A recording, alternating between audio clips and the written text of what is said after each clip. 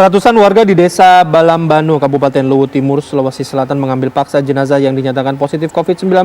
Masyarakat tidak terima pemakaman dilakukan dengan prosedur COVID meski sudah dinyatakan positif. Kericuhan terjadi saat ratusan masyarakat menghadang mobil jenazah dan mengambil paksa jenazah saat akan dimakamkan oleh tim pemulasaran jenazah COVID-19 di Kabupaten Luwu Timur, Sulawesi Selatan. Petugas keamanan dari kepolisian yang mengawal mobil jenazah tak berdaya saat ratusan masyarakat mengepung dan menarik peti jenazah dari dalam mobil. Masyarakat tidak terima almarhum dimakamkan dengan prosedur COVID-19 meski sudah dinyatakan positif COVID-19. Ya, untuk mengetahui bagaimana kronologi kemudian tindakan serta edukasi yang akan diberikan pada masyarakat, kami akan mengajak Anda untuk berbincang dengan Dr. Rosmini Pandin, Sekretaris Satgas COVID-19 Kabupaten Luwu Timur. Selamat pagi, Dr. Rosmini. Selamat pagi. Selamat pagi. Baik, Dok, sebenarnya Assalamualaikum. ya baik. Waalaikumsalam warahmatullahi wabarakatuh. Sebenarnya akar masalahnya bagaimana, Dok, ceritanya, Dok? Akar masalahnya itu adanya masyarakat yang belum mengerti. Padahal sebelumnya sudah dilakukan mediasi dan sebagainya. Tapi seperti itulah masyarakat sudah semaksimal mungkin, mulai dari puskesmasnya, rumah sakit, kemudian tokoh masyarakat dan sebagainya. Malah seluruh TNI Polri juga mendampingi. Jadi upaya maksimal masyarakat untuk dalam hal ini termasuk TNI Polri, maksud saya upaya petugas, upaya Satgas, termasuk TNI Polri sudah maksimal untuk melaksanakan protokol pemulasaran jenazah ini. Berarti sejak dirawat awal memang sudah terkonfirmasi positif ya, Dok, ya? Sejak dirawat awal, mulai dari puskesmas sudah swab antigen. Kemudian dirujuk ke rumah sakit juga sudah PCR positif, dan ada inform concern dari rumah sakit terkait bagaimana edukasi, bagaimana penanganan, bagaimana pendampingan untuk pasien COVID ini. Jadi seluruh inform concern edukasi sudah kita laksanakan dengan sebaik mungkin. Tapi seperti itulah pandemi, lebih kuat infodemi daripada pandemi. Jadi kita akan terus berusaha untuk melaksanakan ini, dan malah ketika di lokasi petugas keamanan terus mendampingi sehingga meminimalisir penularan COVID-19 ini. Oke, Bu Rosmini, saya ingin minta tanggapan Bu Rosmini terkait dengan pernyataan dari pihak keluarga Bu Rosmini yang mengatakan bahwa seperti ini. Ini kan ketika jenazah sebelum dinyatakan meninggal dunia sempat dirawat di rumah sakit, keluarga ini boleh menjenguk kok bebas, nggak sesuai dengan protokol COVID kan gitu. Tapi kenapa kemudian ketika dinyatakan meninggal dunia, ini dinyatakan positif COVID-19. Nah, seperti apa Bu Rosmini menjawab mengenai hal ini? Karena itu adanya di rumah sakit, saya sudah konfirmasi ke direkturnya, dia memperlihatkan inform concern tersebut. Tapi mengenai day by day-nya, nanti kita lebih detail mungkin sama Bapak Direktur Rumah Sakit. Karena yang dia sudah perlihatkan inform concern.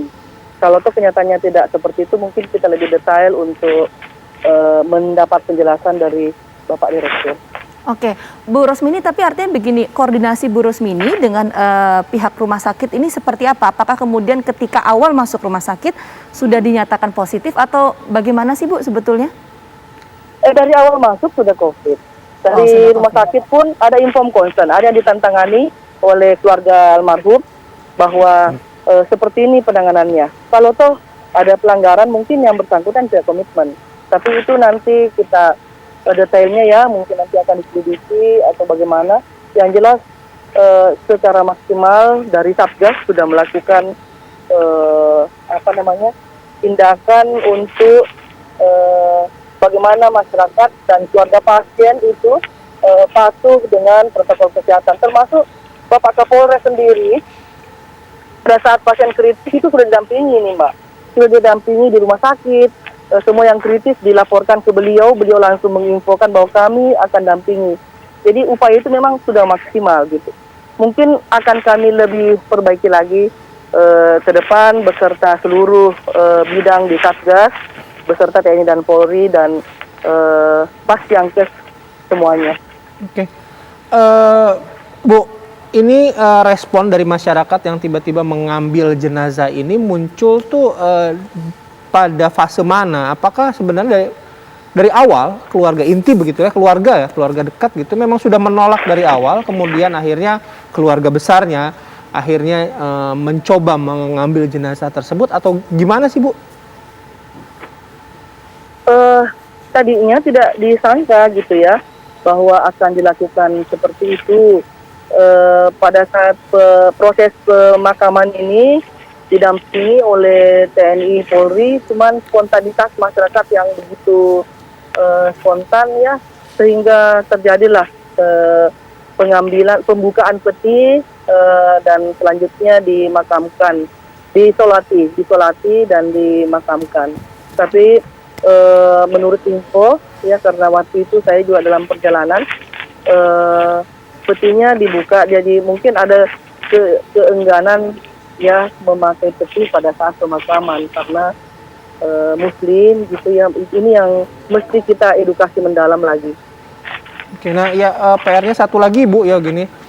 Kalau misalnya udah kondisi seperti ini kan perlu ada tracing lagi ya, Bu ya. Karena orangnya kita lihat tadi banyak, kemudian membuka peti dan lain sebagainya. Nah, kalau udah kayak begini, soal tracingnya jadi gimana, Bu? Jadi setelah ini kami didampingi oleh petugas keamanan. Kebetulan sekarang kan tracernya itu dari kolaborasi antara Babin Kamtipmas dengan Nakes dan TNI Polri ya. Itu pun kami masih didampingi dan segera kami lakukan tracing. Jadi semua yang kontak erat kita testing, kemudian kita isolasi sesuai dengan penanganan COVID. Oke. Seperti itu. Baik, terima kasih Bu Ya.